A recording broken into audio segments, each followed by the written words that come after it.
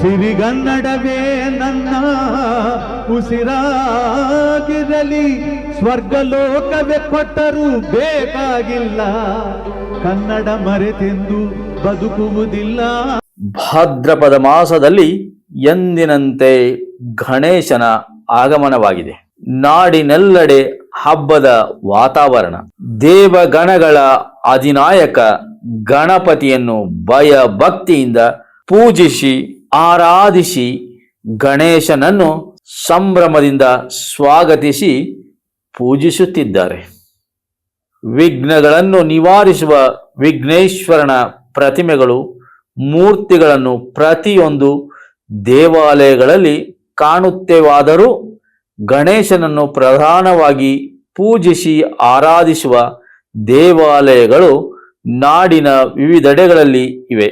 ಅಂತಹ ಪ್ರಮುಖ ದೇವಾಲಯಗಳು ಯಾವುವು? ಆ ದೇವಾಲಯಗಳ ಕಿರು ಪರಿಚಯ ಈಗ ನಿಮ್ಮ ಮುಂದೆ. ಇಡುಗುಂಜಿ ಗಣಪತಿ ಕರ್ನಾಟಕದ ಕರಾವಳಿ ಗಣಪತಿಯ ಕೋಸ್ಟ್ ಎಂದೇ ಖ್ಯಾತಿ ಪಡೆದಿದೆ. ಇದು ಸೇರಿದಂತೆ ಕರಾವಳಿಯಲ್ಲಿ ಖ್ಯಾತಿ ಪಡೆದಿರುವ 6 ಗಣೇಶನ ದೇವಾಲಯಗಳಿವೆ. ಇವುಗಳಲ್ಲಿ ಇಡುಗುಂಜಿ ಗಣಪತಿ ಪ್ರಸಿದ್ಧ ಧಾರ್ಮಿಕ ಕೇಂದ್ರವಾಗಿ ಹೆಸರು ಮಾಡಿದೆ. ಪ್ರತಿ ವರ್ಷ ಲಕ್ಷಾಂತರ ಭಕ್ತರು ಇಡುಗುಂಜಿಗೆ ಭೇಟಿ ನೀಡುತ್ತಾರೆ. ಏಕಶಿಲೆಯಲ್ಲಿ ನಿಂತಿರುವ ಗಣಪನನ್ನು ನೋಡುವುದೇ ಒಂದು ಸೊಗಸು. ಇಡುಗುಂಜಿ ಗಣೇಶನ ಆಕೃತಿ ದ್ವಿಭುಜಾಕೃತಿಯಲ್ಲಿದ್ದು ಗೋಕರ್ಣದ ಗಣೇಶನನ್ನೇ ಹೋಲುವಂತಿದೆ. ಗಣಪನ ಒಂದು ಕೈಯಲ್ಲಿ ಕಮಲ, ಮತ್ತೊಂದು ಕೈಯಲ್ಲಿ ಮೋದಕ, ಕೊರಳಿನಲ್ಲಿ ಹೂವಿನ ಮಾಲೆ, ಗಂಟೆಗಳ ಸರ ಸೇರಿದಂತೆ ಅನೇಕ ಅಲಂಕಾರಿಕ ವಸ್ತುಗಳು ಗಣಪತಿಯ ವಿಗ್ರಹಕ್ಕೆ ಮತ್ತಷ್ಟು ಮೆರುಗು ತಂದಿವೆ. ಸಾಮಾನ್ಯವಾಗಿ ಕರಾವಳಿ ತೀರಕ್ಕೆ ಪ್ರವಾಸಕ್ಕೆ ಹೋಗುವವರು ಇಡುಗುಂಜಿ ಗಣಪತಿಯ ಕ್ಷೇತ್ರವನ್ನು ಸಂದರ್ಶಿಸದೆ ಹಿಂದಿರುಗಲಾರರು. ಮಹಾಗಣಪತಿ ದೇವಸ್ಥಾನ ಗೋಕರ್ಣ.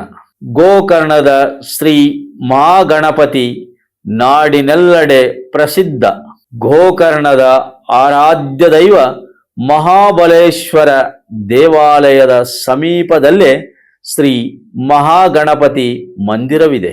ರಾವಣನನ್ನು ವಂಚಿಸಿ ಆತ್ಮಲಿಂಗವನ್ನು ಅವನಿಂದ ದೂರ ಮಾಡಿ ಯಶಸ್ವಿಯಾದ ಗಣಪತಿ ಸ್ಮರಣೆಗಾಗಿ ಈ ದೇವಾಲಯವನ್ನು ನಿರ್ಮಿಸಲಾಗಿದೆ. ಪುರಾಣದ ಮೂಲಗಳು ಕಪ್ಪು ಕಲ್ಲಿನಲ್ಲಿ ನಿಂತ ಭಂಗಿಯಲ್ಲಿರುವ ಕಲ್ಲಿನ ವಿಗ್ರಹದ ತಲೆ ಚಪ್ಪಟೆ ಆಕಾರದಲ್ಲಿ ಇದ್ದು ಸಿದ್ಧ ಗಣಪತಿಯಾಗೂ ಹೆಗ್ಗಳಿಕೆ ಪಡೆದಿದೆ. ಆಣೆಗುಡ್ಡದ ಶ್ರೀ ವಿನಾಯಕ. ಉಡುಪಿ ಜಿಲ್ಲೆಯ ಕುಂದಾಪುರ ತಾಲೂಕು ಆಣೆಗುಡ್ಡ ಎಂಬುದೊಂದು ಪುಟ್ಟ ಗ್ರಾಮ. ಇಲ್ಲಿನ ಆರಾಧ್ಯ ದೈವ ಶ್ರೀ ವಿನಾಯಕ. ಇದನ್ನು ಕುಂಬಾಸಿ ಶ್ರೀ ವಿನಾಯಕ ಎಂಬುದಾಗಿಯೂ ಕರೆಯುತ್ತಾರೆ. ಈ ಕ್ಷೇತ್ರವು ಪರಶುರಾಮ ಮಹರ್ಷಿಯ ಸೃಷ್ಟಿ ಎಂದು ಹೇಳಲಾಗುತ್ತದೆ. ಪ್ರತಿ ತಿಂಗಳ ಹುಣ್ಣಿಮೆ 4 ದಿನಗಳ ನಂತರ ಬರುವ ಸಂಕಟಹರ ಗಣಪತಿ ದಿನದಂದು ಆಣೆಗುಡ್ಡ ದೇವಾಲಯದಲ್ಲಿ ವಿಶೇಷ ಪೂಜೆ ನಡೆಯುತ್ತದೆ. ಗಣೇಶನ ರಥೋತ್ಸವ ಕೂಡ ನಡೆಯುತ್ತದೆ. ಈ ಗಣಪನಿಗೆ ಸಿದ್ಧಿ ವಿನಾಯಕ, ಸರ್ವಸಿದ್ಧಿ ಪ್ರದಾಯಕ ಎಂತಲೂ ಕರೆಯುತ್ತಾರೆ. ಭಕ್ತರ ಅಭಿಷ್ಟಗಳನ್ನು ಬೇಡಿಕೆಗಳನ್ನು ಈಡೇರಿಸುವ ತಾಣವಾಗಿ ಆಣೆಗುಡ್ಡ ಶ್ರೀ ವಿನಾಯಕ ಖ್ಯಾತಿ ಹೊಂದಿದೆ. ಸರವು ಗಣಪತಿ ದಕ್ಷಿಣ ಕನ್ನಡ ಜಿಲ್ಲೆಯ ಪುರಾತನ ದೇವಾಲಯಗಳ ಪೈಕಿ ಪ್ರಮುಖವಾದದ್ದು ಮಂಗಳೂರು ಪಟ್ಟಣದಲ್ಲಿರುವ ಶ್ರೀ ಸರವುಮಾ ಗಣಪತಿ. ಕರಾವಳಿಯ ಪ್ರಸಿದ್ಧ ಗಣಪತಿ ದೇವಾಲಯಗಳಲ್ಲಿ ಇದು ಕೂಡ ಒಂದು. 12ನೇ ಶತಮಾನದಲ್ಲಿ ತುಳು ಅರಸು ವೀರಬಾಹು ಈ ದೇವಾಲಯವನ್ನು ನಿರ್ಮಿಸಿದ ಬಗ್ಗೆ ಇತಿಹಾಸದಲ್ಲಿ ಉಲ್ಲೇಖಗಳಿವೆ. ಗಣೇಶ ಚತುರ್ಥಿ ಅಲ್ಲದೆ ವಿಶೇಷ ದಿನಗಳಂದು ಈ ದೇಗುಲದಲ್ಲಿ ಧಾರ್ಮಿಕ ಹಾಗೂ ಸಾಂಸ್ಕೃತಿಕ ಕಾರ್ಯಕ್ರಮಗಳು ಜರುಗುತ್ತವೆ. ಹಟ್ಟಿಯಂಗಡಿಯ ಗಣಪತಿ. ದಕ್ಷಿಣ ಕನ್ನಡದ ಕುಂದಾಪುರ ಕೋಲೂರು ಮಾರ್ಗದಲ್ಲಿ ಕಂಡುಬರುವ ಹಟ್ಟಿಯಂಗಡಿ ಗಣೇಶ ಕೂಡ ಜನಪ್ರಿಯ ಧಾರ್ಮಿಕ ಕೇಂದ್ರಗಳಲ್ಲಿ ಒಂದು. ಈ ಗಣಪತಿಯ ದೇವಾಲಯವನ್ನು 8ನೇ ಶತಮಾನದಲ್ಲಿ ನಿರ್ಮಿಸಿದ ಬಗ್ಗೆ ಉಲ್ಲೇಖಗಳಿವೆ. ಸೌತಡ್ಕ ಗಣಪತಿ ಕರಾವಳಿಯ ಪ್ರಸಿದ್ಧ ದೇವಾಲಯಗಳಲ್ಲಿ ಇದು ಕೂಡ ಒಂದು.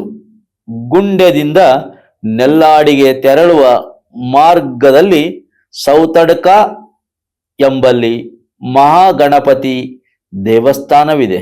ವಿಶೇಷವೆಂದರೆ ಈ ದೇವಸ್ಥಾನ ಮರದಡಿ ಇದೆ.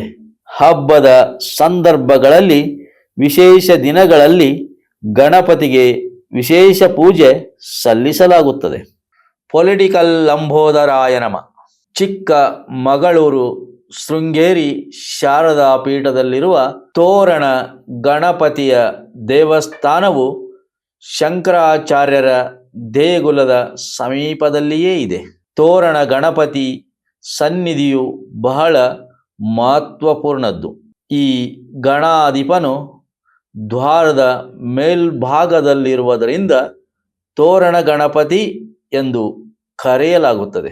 ಶಾರದಾ ಪೀಠದ 32ನೇ ಪೀಠಾಧಿಪತಿಗಳಾಗಿದ್ದ ನರಸಿಂಹ ಭಾರತಿ ಸ್ವಾಮೀಜಿಯವರು ಇಲ್ಲಿಯೇ ತಮ್ಮ ಅನುಷ್ಠಾನ ಪೂಜೆ ನಡೆಸುತ್ತಿದ್ದರು.